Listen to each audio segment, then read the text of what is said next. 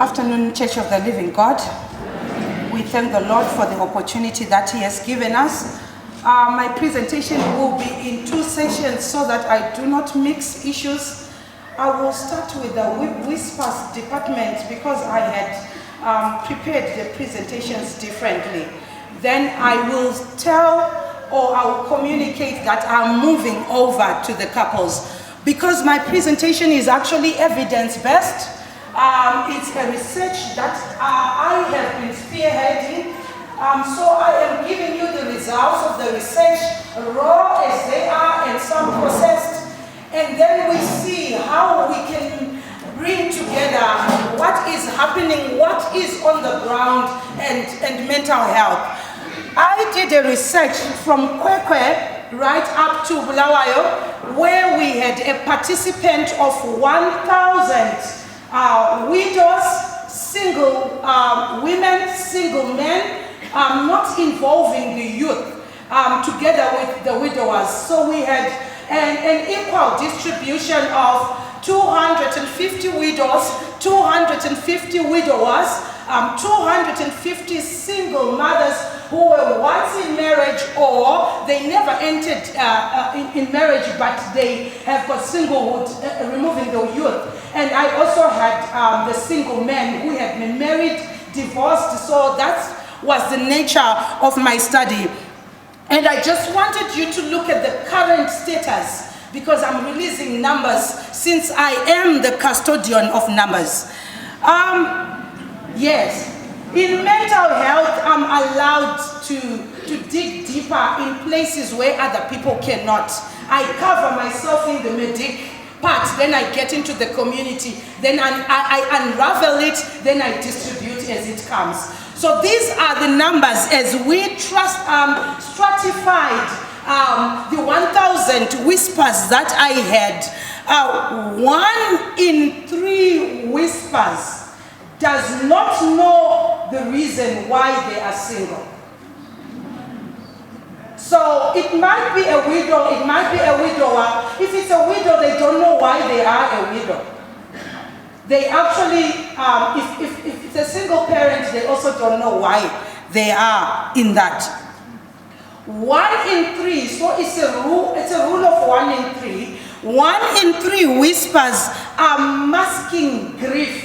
They are doing everything they can to make sure that whatever it is that's happening in the grief setup, it does not show. So they try to cover it, they try to put as much smiles as they can, but grief is doing work full-time, 24/7, but they can be smiling, but behind the smile is a mountain of grief.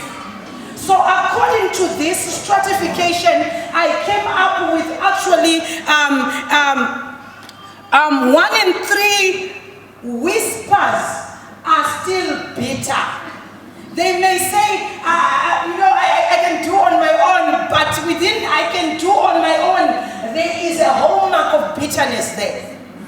Whenever there are 3 people who are in this category, one of them is still carrying a huge load of bitterness. Either bitter in terms of the doctors, many of them were bitter with the health system that if only the doctor would have come on time, my husband would not have died.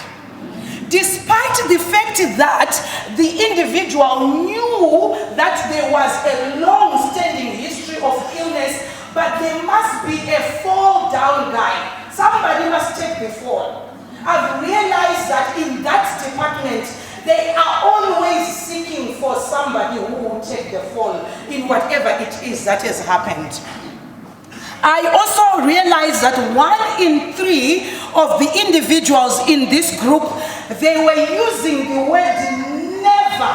So they were saying they will never want to remarry, they will never want to engage in a relationship again.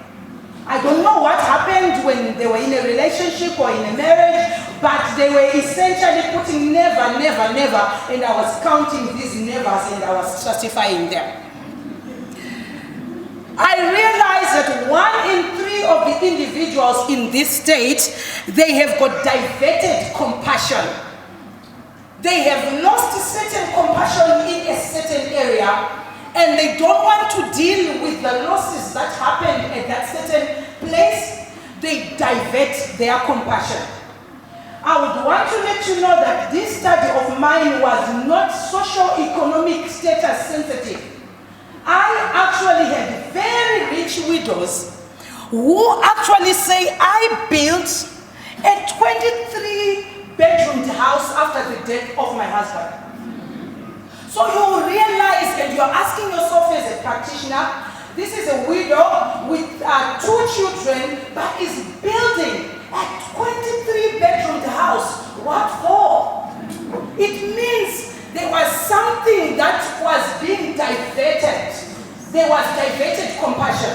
The other compassions I saw get diverted in this setup of loneliness is either you become business-holic. Those men, they would spend more than 9, 10, 11. At most, I had a man who was spending 16 hours doing business and little time to family and children. So you can actually see that diverted compassion can actually occur as soon as a loss has essentially happened. When it comes to the females and the single ones, I realize that it doesn't matter that they are in church or they are not in church. 1 in 3 of the single mothers is sleeping or having a relationship with a married man. It doesn't matter that they are SDA or they are Catholic or they are what. From my research, I wasn't being church sensitive, but I realized that of all the single ladies that are there, 1 in 3 of them is actually having a thriving relationship and sleeping with a married man. When it comes to widows, I realize that 1 in 3 of the widows is struggling to remove the marriage-related souvenirs or attachments. Many of them, they still have got the dressing table of their husband who has died.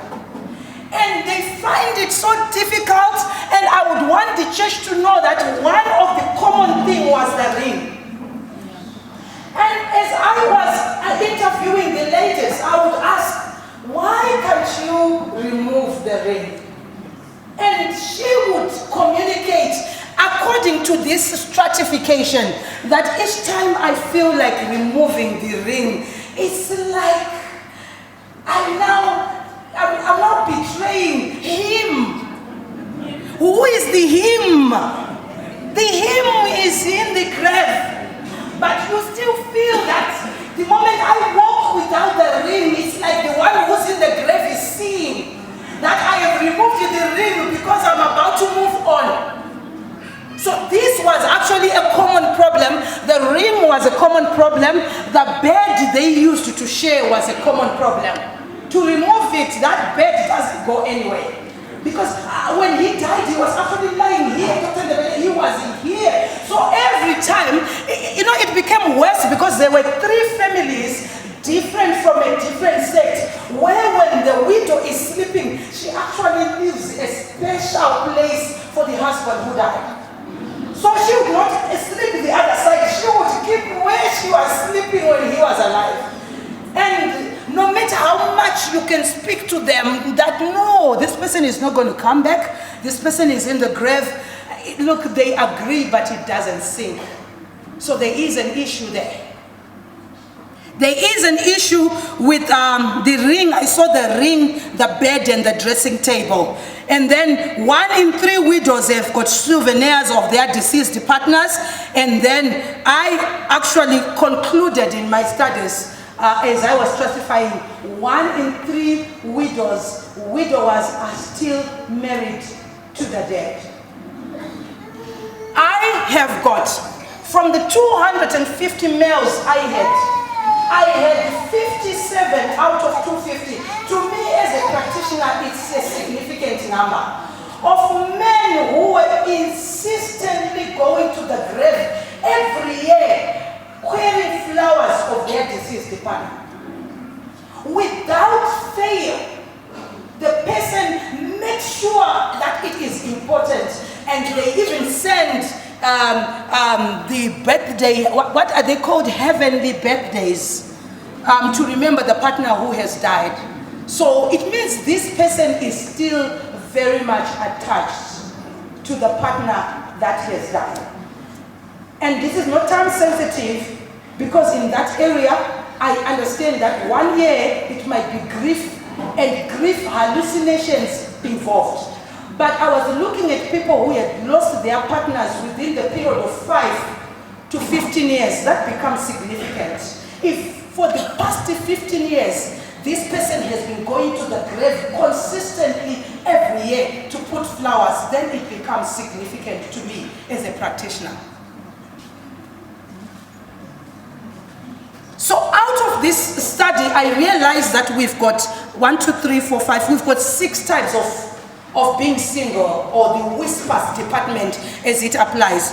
I realized that we are actually undermining the foundational widowhood and the foundational widower or single.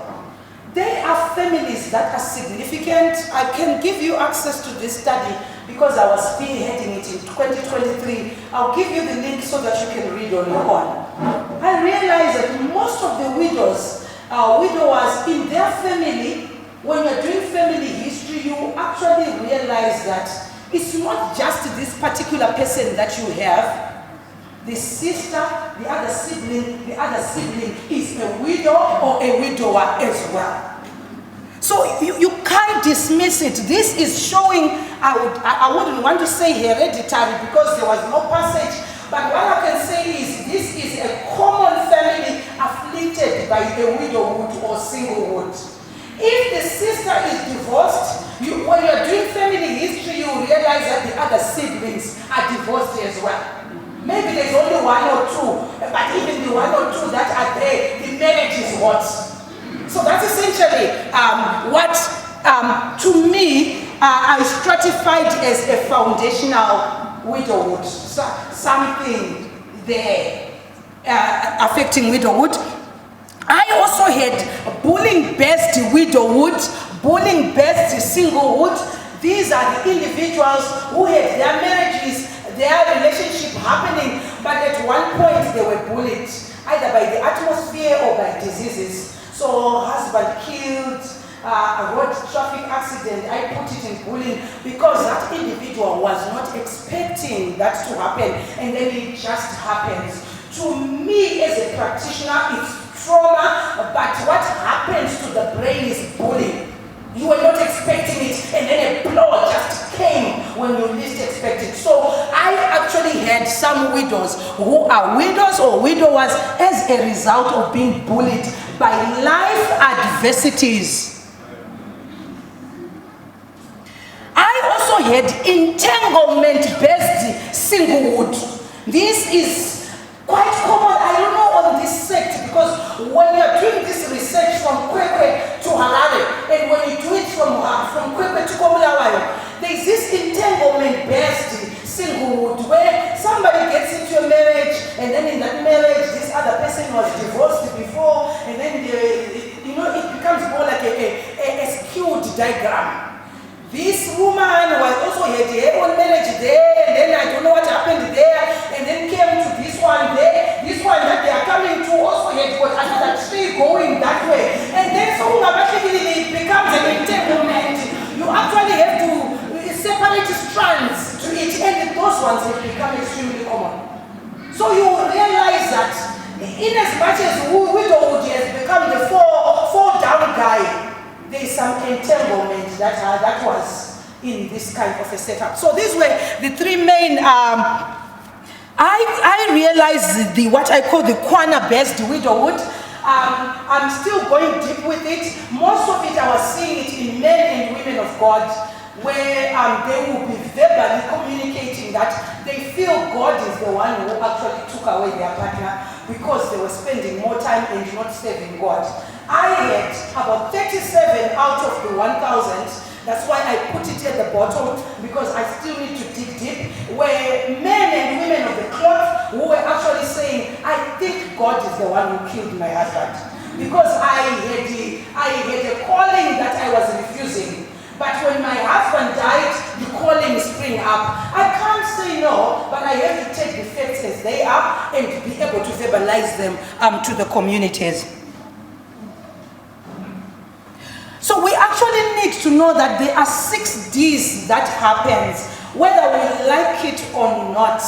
When there is a loss, either through death, through divorce, through it's not working out, there are 6 things that happens. So you might not see them happening, but they are happening. There is a desaturation that occurs during the loss.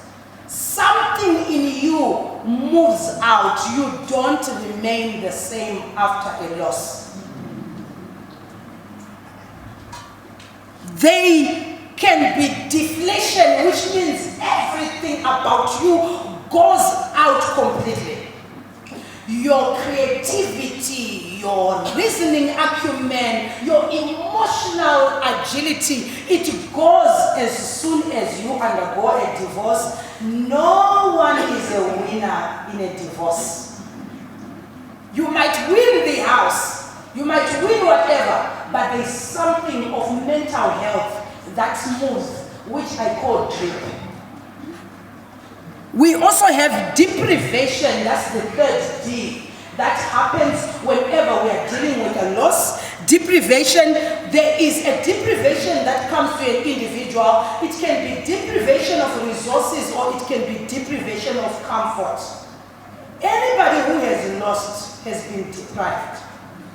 So it's up to the society to understand that this person, in as much as they are acting all strong and building 26 rooms of bedrooms, they are still deprived. The church, because I'm a church person, so I feel the church must come in and help the whispers department.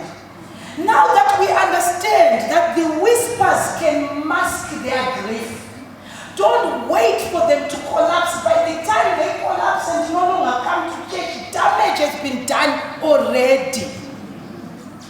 So when they lost their partner, that gap, somebody must come and quickly fill that gap before mental collapse can occur.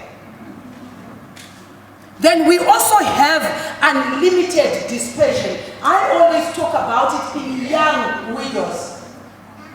The church and the society strongly believes that if a 22-year-old loses her husband 1 year down the line, she can remarry. Excuse me. They can't. Because our assumption is she's still young. She can still attract someone. So each time we meet them, we'll be saying, oh, get back to marriage. You can get married. The person who went is not the only person on earth. He divorced you.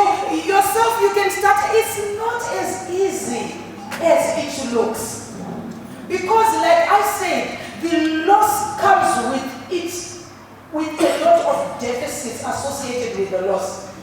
Where you've got good libido, that person doesn't have good libido. Where you've got good confidence and ego, that person does not even have good confidence and libido. If you get access to this, you realize that even when you're looking at the pictures before and after, that's when you feel the pain. You will see a very good looking man, but after this happened, you will see the person becomes a pale shadow of themselves. It doesn't mean that they are not eating Istrala. They are eating Istrala, but there's something of the mental acumen that they have lost during the process of the loss. Maybe divorce, it may be death, it may be a separation, but in that separation there is a loss that brings these D's that I was talking about. So in the young widows, in the young single, I've seen uncontrolled dispersion, where a girl, after the loss of her husband at a young age, she starts to sleep with a lot of men within a short period of time. Tina, we judge them But they are seeking for comfort everywhere. They can't control it. That's why I'm calling it unlimited dispersion. So they keep sending. It's a cry for help to say it's difficult where I am. But that comfort, somebody who quickly comes and say, come here, I'll show you a bit of temporary love. They're already there. And then when they are awake, they are beaten. They look for someone who say, I will show you temporal love. Where you were beaten yesterday, I will give you temporal love. So you realize in a month, a person can actually hit 10, 15. That seeking for a place of comfort, but it's unlimited dispersion. Then the mothers, the daughters, should come in quickly under those circumstances. A young widow is not the same with a mature widow. They're not the same. We need to quickly help because they are seeking for comfort and they can seek for the comfort in forbidden areas. And the damage will be too ghastly to contemplate. So that is unlimited, and we also have got uncontrolled dispersion. I think in my I've got 2 last slides in as much as the whispers department is concerned. What is inside the loss? What is inside the loss? We need to know. In medicine, we call it pheromones. But what's inside the loss? Discernment. You make decisions which people can say, how can a person like this make this kind of a decision? As I apply for curators on behalf of widows who come to me with depression, I've realized that within a year that a widow loses her husband, it is within that year that she changes the status of the house into another man's name or her child's name. It doesn't take 5 years for a widow to change properties. It's within a year when these deeds are happening. That's when another man pitches up to a rich widow and then she quickly thinks, oh, he's the one. So for me to make him stay, I think that house with that man left, they quickly want to change into that man's name. So discernment and an ability to work it out, executive judgment, looking at the pros and cons, it goes away. People with executive judgment are those who are not in the situation. But the one in the situation has lost it. So don't say, actually they were going out before my brother even died. They were not going out before your brother died. But they came at the right time when your brother died.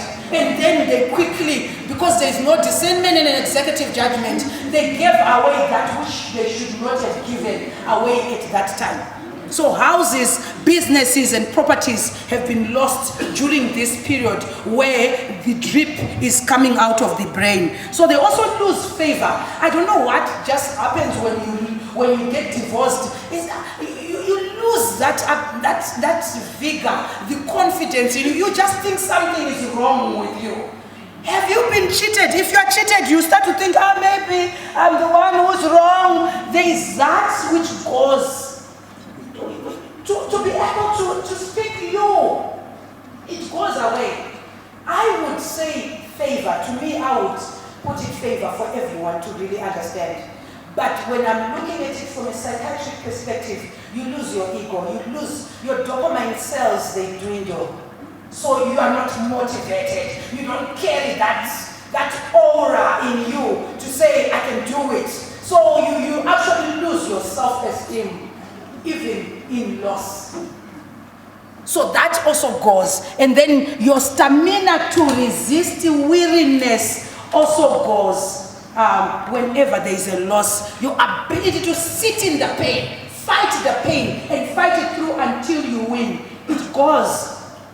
Those architectural stamina of the brain, they go away with the loss. In small things, they actually get you down. A child who has come at 10 p.m., you can cry until neighbors come and say, what has happened? When it's the child, yes, has come late, but ordinarily you would stand for this. But because of the losses in your life, you become extremely emotionally vulnerable. That's essentially what is inside the drip. My last slide, what are the diversions? Where do people who have lost a marriage, lost a partner through death, where do they divert? Some divert to business. I've spoken about business being used as a diversion. The person is crying for help in as much as they are doing well after the death of their partner. They are crying for help. There is need for family members who actually needs to go there and say, slow down, you've got nothing to prove. Slow down. Some, they actually divert to children. So they are always preoccupied with their children, that they forget themselves. They forget everything else but children. I had some women who would communicate that they cannot eat alone without the son coming. But the son, my husband, I actually came and I told him, the son was 27, but the mother was holding on to a 27-year-old male as if he's 27-year-old baby. So it says my mom phones me, where are you? Exactly where? Wait, I'm coming. And then she comes, she arrives. So that's a diversion, because this child was saying, I'm suffocated. I also want my life apart from my mom. But she's always phoning, come and drive me, come and do this, come and do this. That's a diversion. This woman is crying for help. Some divert to ministry. Everywhere you are there. 2 weeks effort. Next week, 2 weeks effort, pastor. 2 weeks effort. 2 weeks effort.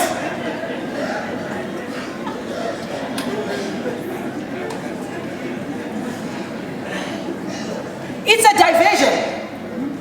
Because what we say in mental health, people like doctors, pastors, who've got high administrative intensity activities after a loss, whether it's a marriage, whether it's a partner, you are supposed to stay a minimum of 6 months before you can engage in boardroom activities. So yes, that's what we say. Before your brain can now go back to a state where you can make rightful decisions, like we say the discernment goes. You can sell a company during your loss. So we need to give you 6 months for you to get the recoup, and then you can start again. So if you are in ministry, you have to study the word.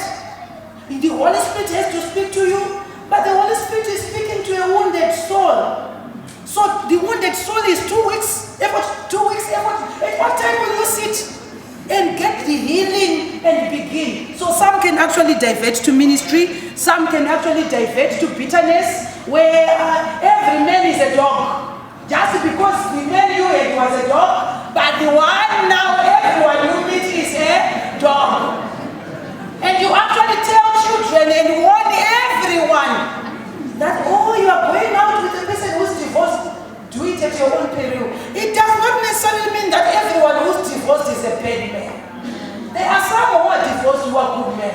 But you also got your divorced man who was bad. And then you become bitter, preoccupied with bitterness. Some, they get preoccupied with shopping, with building, interior decor, or even repressed emotions. I'll end there with the whispers so that at least I'll get time to go to the couples. Any question? I'll take 1 or 2. I don't know whether it's within this that I also had recommendations and solutions. I will just share one solution which I found.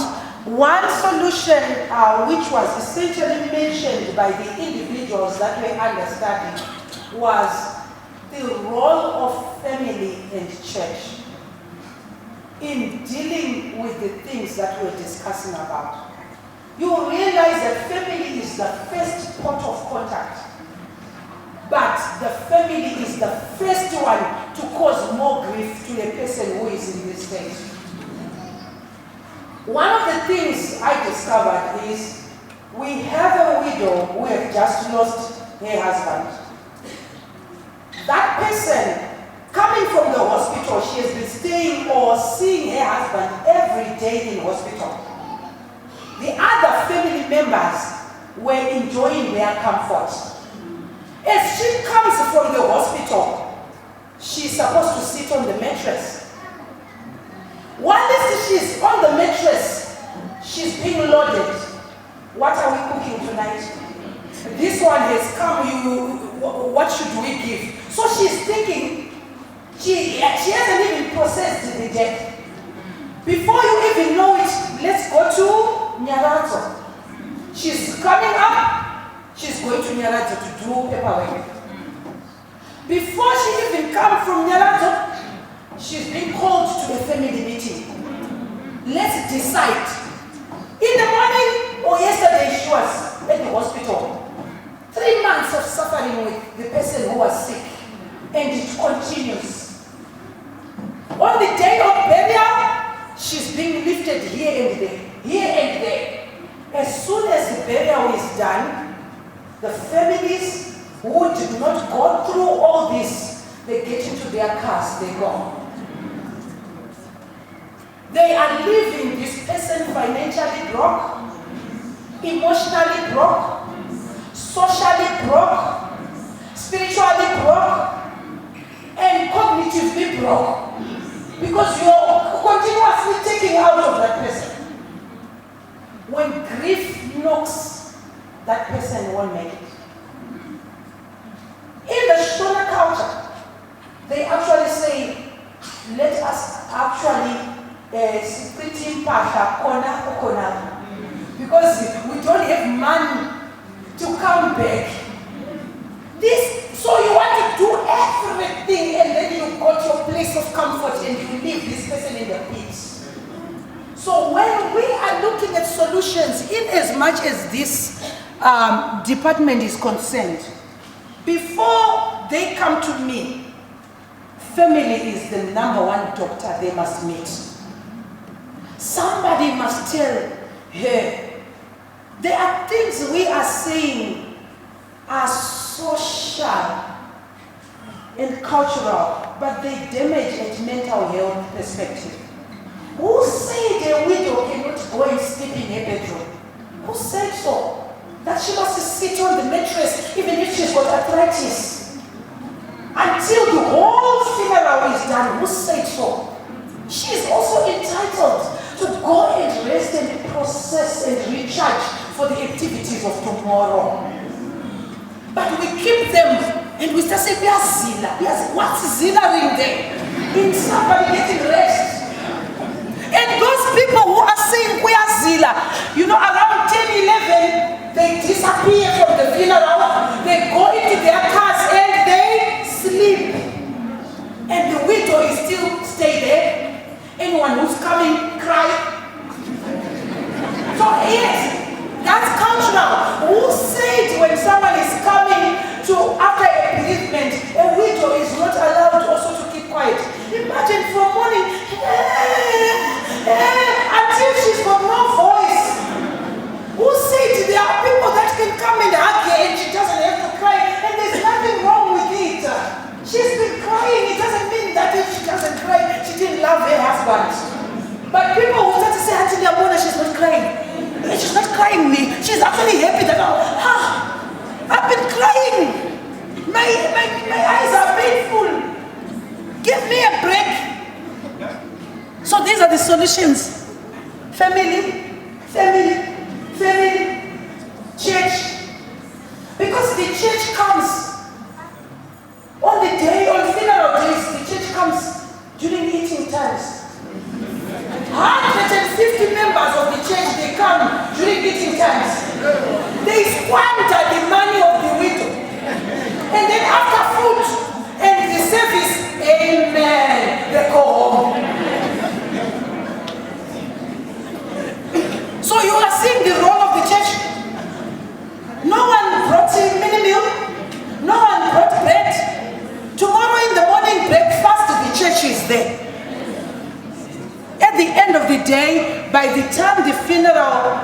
is gone. We have gone to that toothpaste. You know, when toothpaste is finished, what do? You Ndebele. Then the toothbrush is now going right inside until nothing called a toothpaste is coming out. That's what you will be doing to the widow. In other families, they actually take children from the widow. They say, the children belong to us. You can go and remarry. We remain with our children. When we are saying this person actually needs more comfort, being taken care of.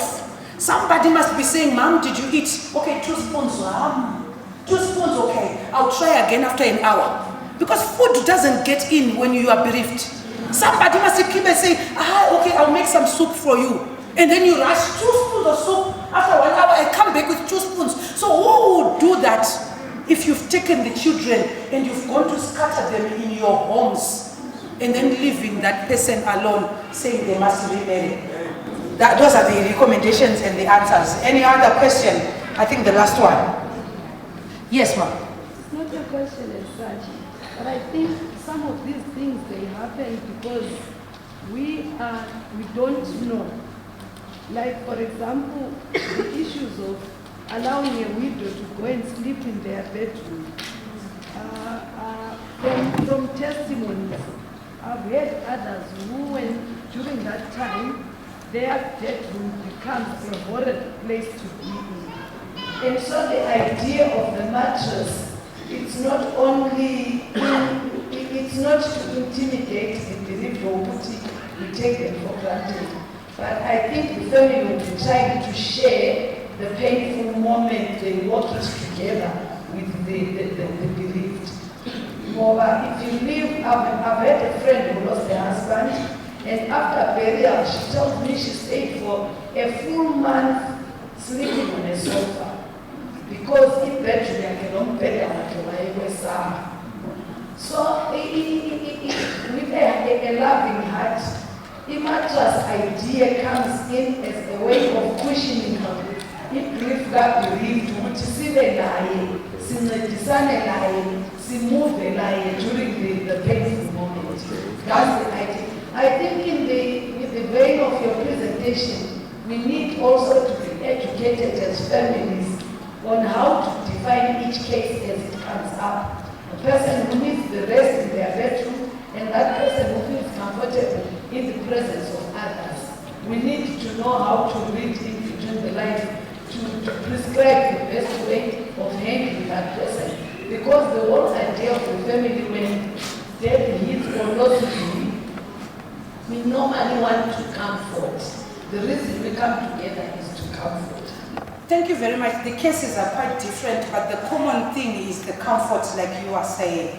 What works in the department we were discussing is what we call systematic desensitization. Systematic desensitization is a gradual approach to dealing with things. Even the one who is scared of their bedroom, they do not have to be scared of their bedroom for the rest of their life. But they need somebody to walk them through. Today we get to the door and she screams, we go back. Tomorrow we walk past the door, we get to the chair, she screams, we go back. That's systematic, doing it gradually until the patient or the individual has softly settled. Then we can now say, let's pack our bags. Our sister is now ready. Actually, for the past 2 months or 1 month, she's waking up on her own. She's even cooking on her own. And she's going to work and coming back. That is the role of the family. Because of our time, I'm moving on to the couples. This is the impact of the issue with the couples. On a research, demasculinization versus reversal of roles. So a couple is two, the husband and the wife. With the couples, we are dealing with a 1 in 2 aspect. With the whispers, it was better, it's 1 in 3. Couples is 1 in 2. With the couples, 1 in 2 families call their husband useless.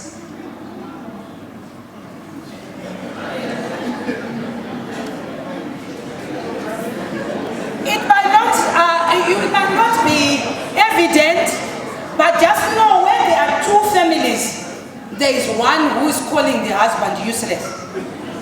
And when you are discussing the uselessness, where is it coming from? I will discuss as we go. 1 and 2 families are female-headed families. The wife is calling the shots. In all aspects, she's the one who's the breadwinner, one who's paying bills, one who makes sure that the children are settled. 1 in 2 families are undergoing what we are discussing. 1 in 2 families, men are referred to as kept men.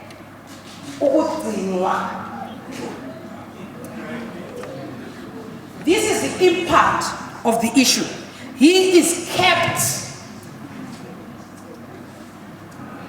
We are not staying together, but he's kept.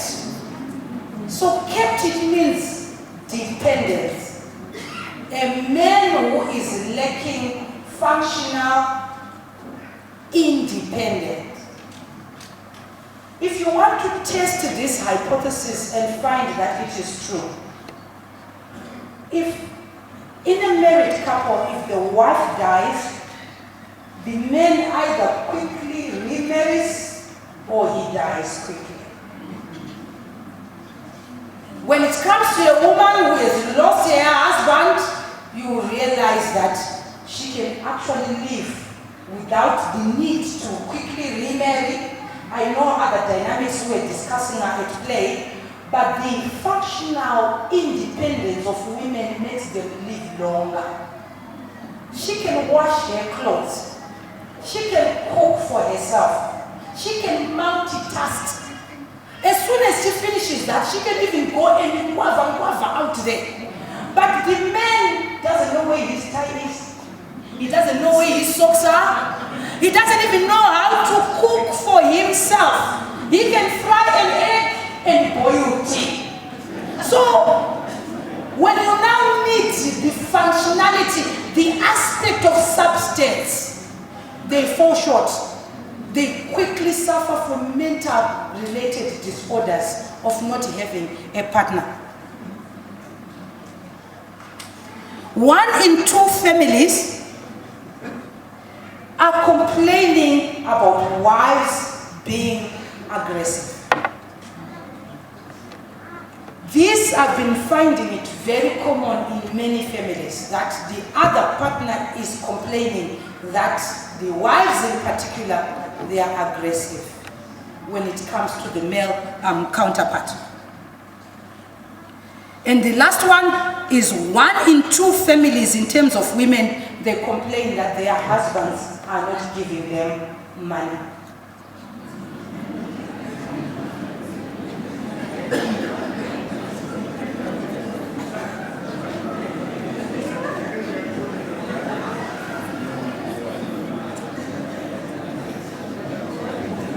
So I'll quickly run through a relationship cycle as the Holy Spirit will lead us. In any marriage, no matter how many years you spend,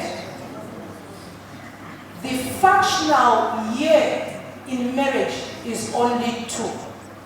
That is what we call the excitement stage. 50 years of marriage, it's only 2 years of marriage where the marriage is exciting. In those 2 years of marriage, both the husband and the wife are giving. From an emotional perspective, both of them, they really want this thing. Those are what we call the excitement stage. There is no attachment that occurs within the excitement stage. It's essentially dealing with the reward systems of the body. What really happens in the excitement? There is a hallmark of emotion. And I love you, baby, I miss you, I can't wait to see you at night, I can't wait to eat out. And you will realize if you go back to your marriage, the first 2 years of your marriage out together quite frequently. There are the times you had pictures taken together, both of you willing, without the other one saying, Kangela Napa.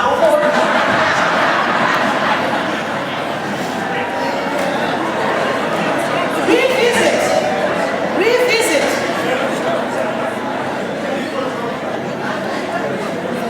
In the excitement stage, no one is forced. Even if you just see your wife putting a selfie, you already put your head in it without being called. That's the excitement stage. These are the hallmarks of the excitement. There is excessive longing. You long for the other person. You can actually even think about them and see their face even when they are not there. But unfortunately in marriage, it's just effectively 2 years. At most 3, but it does not get to 5. As we move on from excitement stage, what is it that kills the longing is what we call the projection stage of a relationship. The projection stage of a relationship is when you begin to know me for who I am. That's the time where I start to tell you my insecurities in marriage. That's when you start to see the issues that pertains to my life. So with the projection stage, the other partner drops and one partner remains. The one who is projecting more than the other partner is the one that remains in marriage. The one who is receiving the projections is the one that becomes a silent partner in marriage. What are the hallmarks of this is the unraveling stage. There is the longing shift now to matters of substance. The projection stage is a lot of thinking and less of emotion. That's when you start to think that going out is a waste of money. I can use that money to buy tomatoes. That's what it is. And when he buys the roses in the projection phase, to you he has wasted money. Roses are not eaten. How can you buy roses on a day like this when schools are opening next week? Are you normal? That's the projection stage. So that other partner who had an attachment and went to buy roses is coming and saying, ta-da! And then you're saying, roses, school fees. So he is also wondering, or she's wondering, why you did not give them the same feedback and aggression they had when they are buying roses. So tomorrow they withdraw. And then you remain alone in the projection phase. Most of the time, according to studies, the structures of complacency are built in the projection stage. That's where you get used to the person. And you start to say, this one, this one. You become complacent. You no longer dig deep and exhume the nice thing that this person has got to offer. According to you, you start to see the weaknesses more than what they do during that period. And unfortunately, this is the longest stage in any relationship. To some, it can even be 10 years. You are in the projection phase. One is married to a silent partner who is just receiving from the other partner, receiving the anger, receiving the temper, receiving the resentment, receiving the judgments. You are like this. You are like this. You talk too much. You are like this. So the other partner takes the silent stage.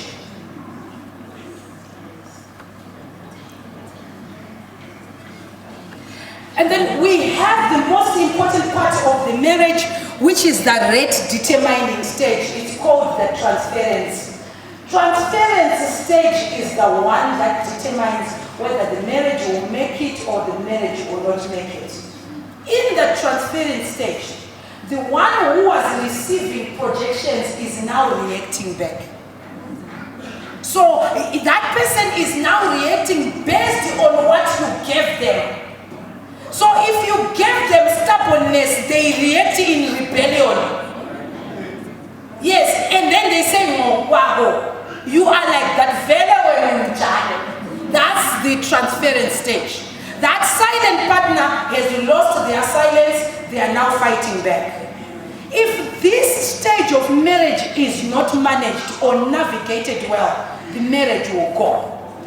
Because what you gave is what you are getting back. And it's never nice. So it actually ranges where the one person unconsciously transfer feelings and then the coping mechanisms of the other are actually reinforced during that time. This is the period of a marriage where there is no intimacy and affection. That's where even a month or two can go with no activity. Because the other one is fighting back what you had repressed, and you are suddenly losing that connection that you had for quite a long time. There are mitigatory factors in the transference zone. In my practice, what has been mitigatory when a marriage is now like a boxing match. This one fighting and this one fighting and this one fighting and this one fighting. Society thinks separation is the best. Separation is not the best. Some people, they say, you've been fighting too much. Then you can go back there and then you will go back there and then you will start to miss each other. That's the wrong way of dealing with it. Because this is the rate determining stage. If you go in the transference stage, he will not follow you. He will not follow you. Because there isn't much that's happening in the transference stage. The repressed emotions are being expressed. And that repressed emotion is very amigufuni.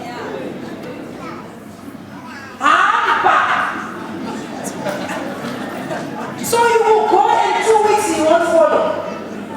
Because very he's not going to follow.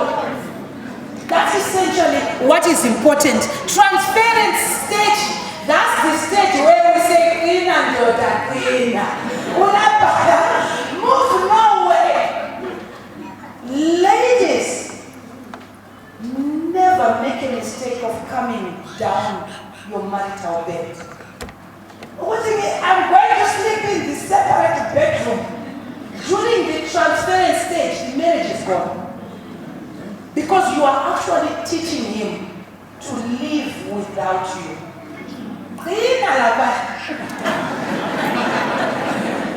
The best under those circumstances is to remove a king-sized bed and go and buy a 3/4 where you've got no options.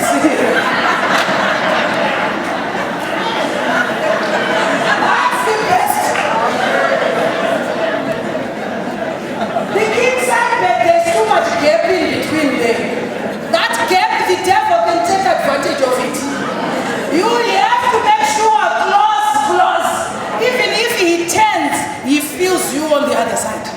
When you're turning also, you feel him on the other side. That's the best way when the marriage is on rocks. That is exactly what you need to do.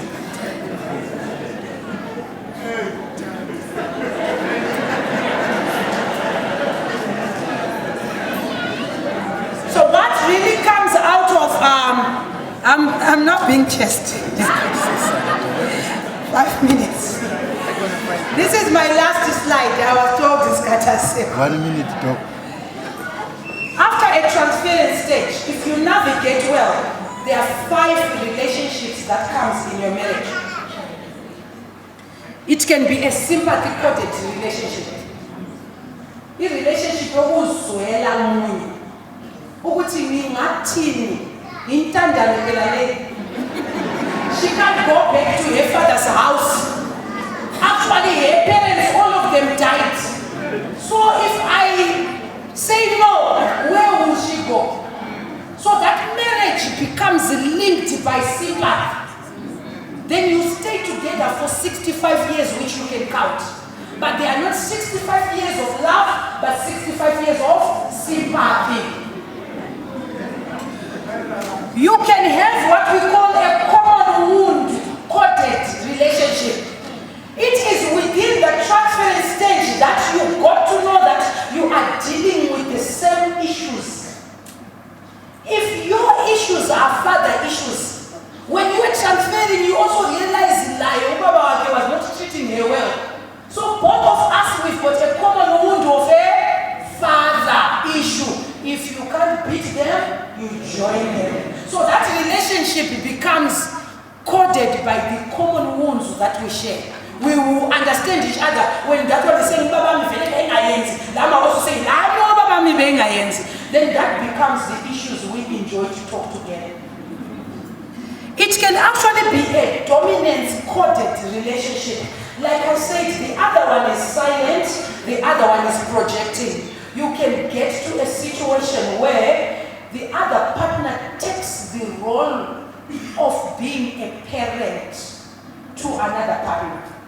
So the other one dominates and then the other one becomes subservient. You start to say, buy me a meal and I need my change back. Go and do this and I need my... Then the other one does not have any say in that relationship because of that. Or it can be a guarded, a repulsion-coded relation. You do well when you are not together. When he is not close to you, you miss him. When he just comes, you don't know what him. It's a repulsion-coded relationship. I will end there. I won't be able to take questions because I was told time is up. Pastor, thank you very much.